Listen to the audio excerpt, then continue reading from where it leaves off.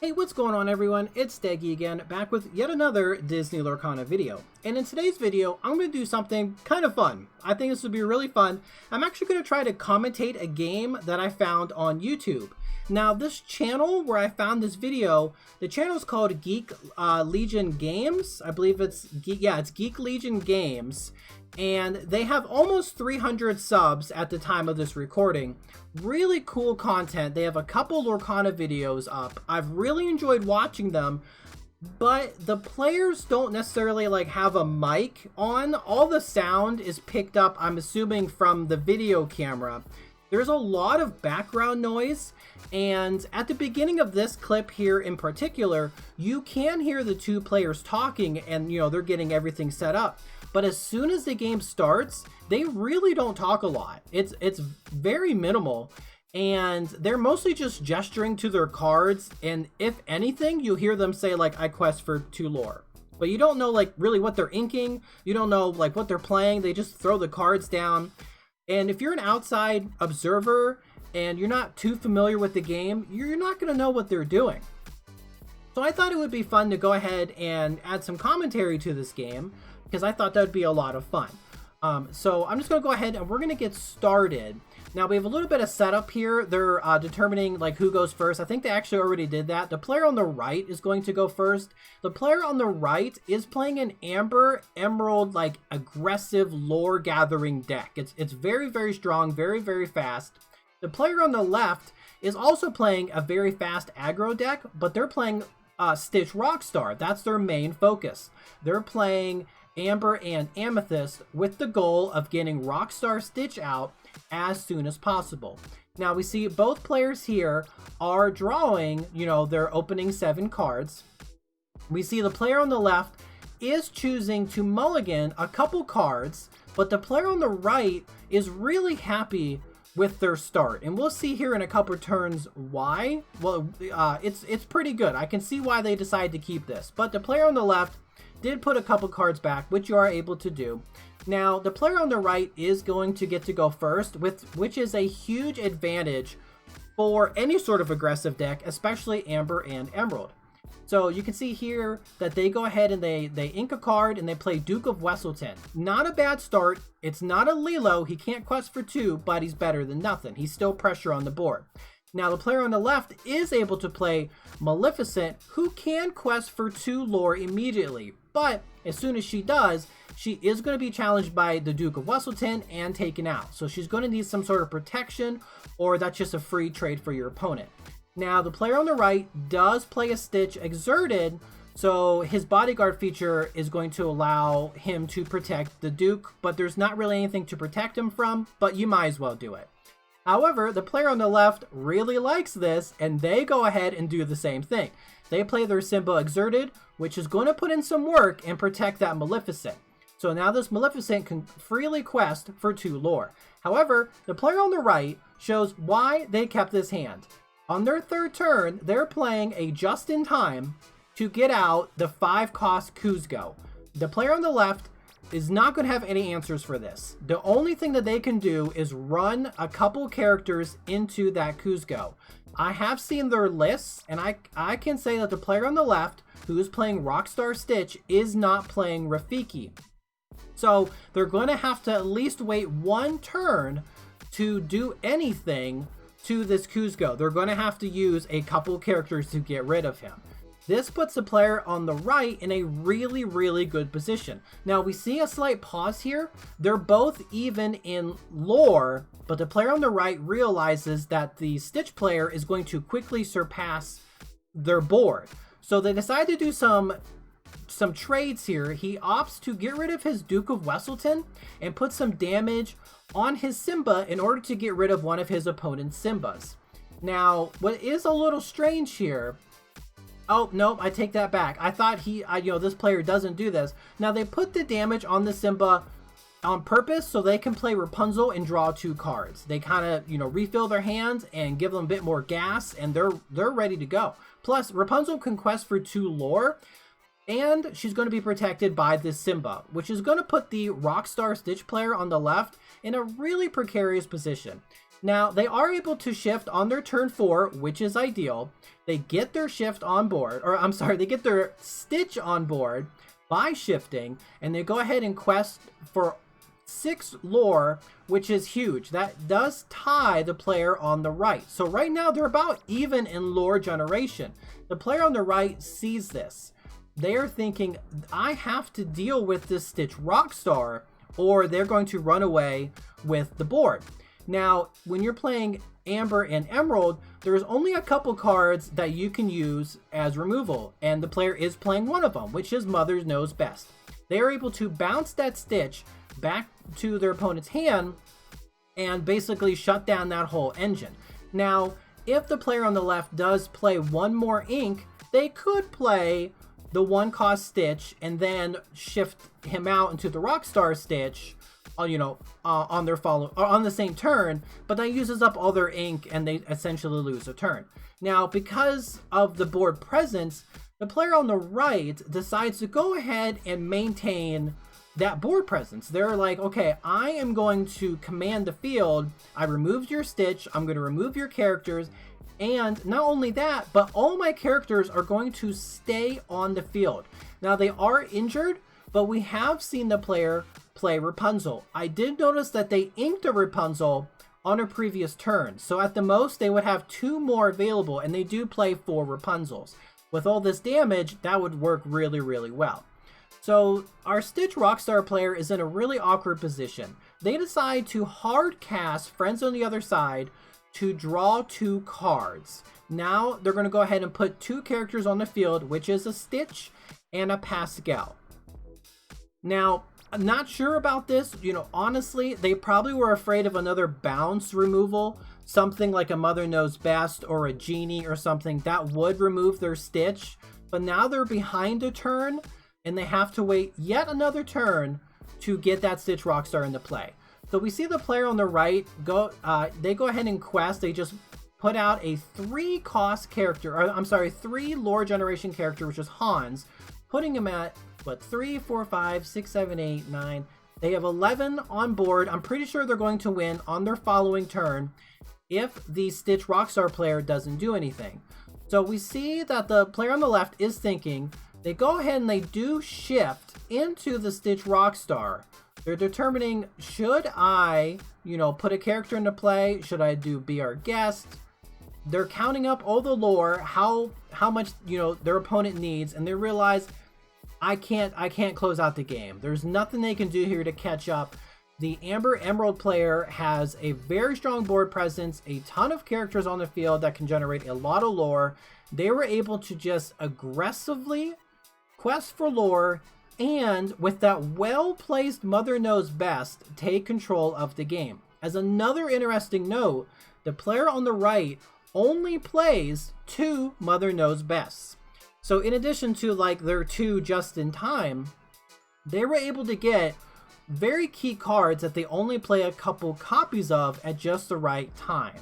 Now we see here that the player on the left, our Rockstar player, has gone ahead and they conceded the match. There was really nothing they can do. They decide to move on to the second round where the Stitch Rockstar player can go first, and they do. They go ahead and they ink a card and they play a turn 1 Lilo. This is going to be huge advantage for them. They're going to immediately start gathering lore. The player on the right, thinking that this is a really good start, also does the same thing, and they also play a turn 1 Lilo. Now, the player on the left is able to get that Simba into play to protect the Lilo, which will allow that Lilo to gain more lore. It's a very similar strategy that they had in the last match, but instead of Lilo, they had Maleficent. So the player on the right, seeing all of these, or knowing that they have to get through this bodyguard character, decides to put multiple characters out, which will help them get through the bodyguard character if they want to, in order to get to that Lilo. It would be a really rough trade. It's probably something they won't do. They're probably just trying to keep up with the lore generation, as well as being able to maintain a board presence. Now we see here on the left, this player is trying to determine what they're going to do for their 3rd turn. they're going to go ahead and ink and play the 3-cost Maleficent, which does allow them to draw a card. This is going to be really handy. It basically, you know, refills their hand. We do spot a Friends on the Other Side in their hand. So they are able to cast that for free by using this Maleficent to sing it on their following turn. Really good strategy. It's going to get this player a lot of cards in their hand, which is going to help them put a lot of characters on the field, put a lot of pressure on their opponent, and gain a lot of lore. The player on the right does probably see this, probably sees that, you know, this player, you know, their opponent is gaining a lot of characters on the field. They're getting a lot of lore, a lot of cards in hand. They decide to play Simba Bodyguard, well, as a bodyguard. The 2-cost Simba has played as a bodyguard to protect their other characters. It would take both the Maleficent and Simba to get through their Simba just to get to their Lilo. And they're thinking, there's no way my opponent is going to use that many resources. But they're probably also worried about a Rafiki. Their opponent didn't play one in the last match, but that doesn't mean they don't have one. But we know the player doesn't have one. Our Amethyst Amber player is not playing isn't playing Rafiki. So we see here, though, that our Rockstar player is thinking. They have went ahead and they inked a card. Ideally, they probably would want to sing Friends on the Other Side with their Maleficent, draw 2 cards, get more options, you know, in their hand. But they're opting to gain more lore, knowing how quickly their opponent can gain lore. I think that's probably what they're doing. They decide to play the 4-cost Mickey, which is a really good lore generator, but also with his 3 strength and 4 willpower, he is able to take out Simba in one shot, which will allow the other characters on their side of the field to take out like Simbas and Dukes and things like that. The player on the right sees this and chooses to play Mother Knows Best. Oh, but they target their opponent's Simba. With the Simba bodyguard gone, they then use their own Stitch to take out the Lilo, putting 1 damage on Stitch. Then they use their Simba to take out their opponent's Maleficent, putting 2 damage on Simba, but keeping him around. Then they go ahead and quest for 3 lore. Really solid play. Again, they have control of the field. It looks like the player on the left doesn't have their Stitch Rockstar. Now, I believe they have been inking their Friends on the Other Side, which would really help them in the card draw department in order to get to that Stitch Rockstar. I feel that there's probably other cards you should ink over Friends on the Other Side. Oh, I do see that they still have one in their hand. So he still has, or they still have that option to go ahead and play that card. Now, they go ahead and do play Simba Exerted as a bodyguard, another one to kind of protect their Mickey Mouse, so that Mickey Mouse can gain 2 lore without fear of anything, you know, running into him. So the player on the right, though, does decide to play a just in time to put a Mad Hatter in, but they're about even in the lore generation, and they're basically trying to outrace their opponent to see if, you know, if they can just gain more lore faster than they can. So we'll see what our Stitch Rockstar player is able to do. They still don't have that Stitch. They're not able, not even the little Stitch. Oh, he forgot to ready his characters, but he went ahead and ready them. He is holding some suitable draw in his hand, or I'm sorry, in their hand. So they are going ahead and thinking about using, yep, they're going to do it. So Magic Broom, when paired with Sorcerer Mickey, does go back to the player's hand when it is banished in a challenge, which is really, really nice. So the player on the left decides to take control of the board, much like their opponent did in the last game, using the brooms, using their high willpower Simbas in order to finish off their opponent's, you know, lower and damaged willpower characters. You can see here that they do play Magic Brooms for its reduced cost, which is only 1 ink, which is the other feature of Sorcerer Mickey. It's really, really nice. And they go ahead and just shuffle in the other card they had in their discard pile. And it looks like they're going to hard cast Friends on the Other Side to go ahead and draw 2 cards. Now, we don't see that Stitch Rockstar in their hand, but they do have a Be Our Guest. And they're digging for that card. They're digging for that Rockstar, but again, didn't find it. But they do have a Lilo, which will get them 2 lore, which is quite a bit. And you see here, they gain some more lore. They are about 10 away. 1, 2, 3, 4, 5, 6, 7, 8. Yeah, they're halfway there. I think they're about 10 lore away. And they have 1, 2, 3, 4. They have 5. So in 2 turns, they will win. So the player on the right, or Emerald player, is going to have to either outrace their opponent, and see they're counting up lore right now, or they're going to have to challenge some characters on their opponent's field. But they're probably thinking, if I start questing, because they could quest with Mad Hatter, gain 3 lore, but they're still going to be about 5 away. You see here, they would need to play a character that can quest for 2 lore in order to force their opponent to challenge them. Now, they do play Mother Knows Best to bounce their opponent's Mickey Mouse. That really hurts the lore generation. Instead of 5 now, they're only questing for 3, which essentially buys the player on the turn. Which it buys the player on the right a turn, which is going to be really, really good.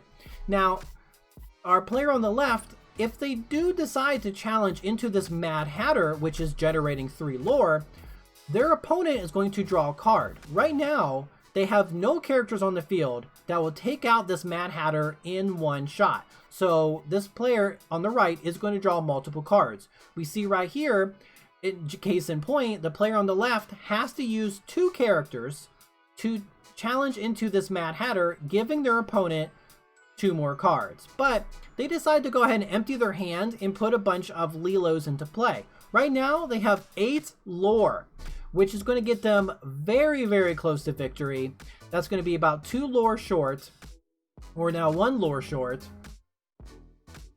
Yes, yeah, I just do the quick double check. They're going to be about 1 lore short from victory. And I think the player on the right is thinking, yeah, there's nothing I can really do here. And they go ahead and concede this match, knowing that there's no way that they can catch up in lore.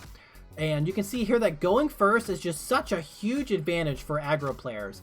Now, because the player on the right did lose the second game, they are able to choose if they want to go first or not. And of course, they're going to choose to go first. And they decide to play their turn 1 Lilo, which will get them a ton of lore. The player on the left, knowing that they have to quest as soon as possible, get as much lore as possible, follows suit, but they play their turn 1 Maleficent, which is going to get them 2 lore as well. So right now we're even. Going into this third match, it's going to be who can gain the most lore as fast as possible while maintaining a really good board presence. We see here the player on the right decides to play a second Lilo, essentially forcing the player on the left to either challenge and lose the lore race already, or ignore this and allow this player to gain more lore. But our Stitch Rockstar player does play that turn 2 Simba, which will protect their own Maleficent from future, challenges in the meantime. But they're still going to be short 1 lore. And we see now the player on the right has played a turn 3 Cheshire Cat, who does quest for 2 lore, and now the player is generating 6 lore a turn, which is double the amount from the player on the left. Now, the player on the left is going to have to do some challenging here, which they can do. Their Simba can take out one of their Lilos, their opponent's Lilos, and still have plenty of willpower left over to take out another one on their following turn. So they are able to, really put some pressure on the board here with that one character. And we see here, they go ahead and already start that process. In addition, they decide to empty their hand, knowing that their Amber Emerald player, their opponent, doesn't have a way to deal with a wide board without challenging. So if they're able to just put a lot of characters into play, that's going to force their opponent to challenge. And if they're not challenging, they're not questing. And if they're not questing, they're not winning. So right now we can see there's 3, 4, 5, 6, there's 7 lore on our Stitch Rockstar player side of the field. Whereas there's only 4 lore on our Amber Emeralds player side of the field. So, but right now they decide, I'm going to go ahead and keep questing in order just to see if I can get some pressure. Now they do play a Rapunzel on their 4th turn, but they aren't able to get any heals. They're not able to heal any of their characters. They're not able to draw any cards. So she's just there to gain 2 lore.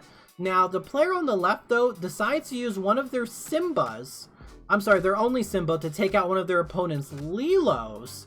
And then they use their a Stitch and a Pascal to take out their opponent's Cheshire Cat, instead of, say, just questing with those characters. They're still ahead on lore. I think it might have been a bit more beneficial for them to go ahead and keep questing and force that trade aspect on their opponent, because they're just much further ahead. The Simba can do some challenging, that would be okay.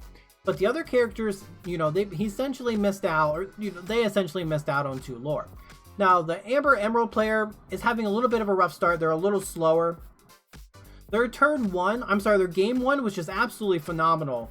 But now you can see here that the player on the left, the Stitch Rockstar player, realizes that they can just flood the board, and it's going to be really, really difficult for their opponent to really handle the onslaught of characters. There's no grab your sword, there's no be prepared, there's no giant tink, there's nothing that can really stop your opponent, from ruining your board. The player on the right here is thinking, is there anything I can do to stop my opponent from questing for game basically on their next turn? And you see here, there's not. They're going to go ahead and concede.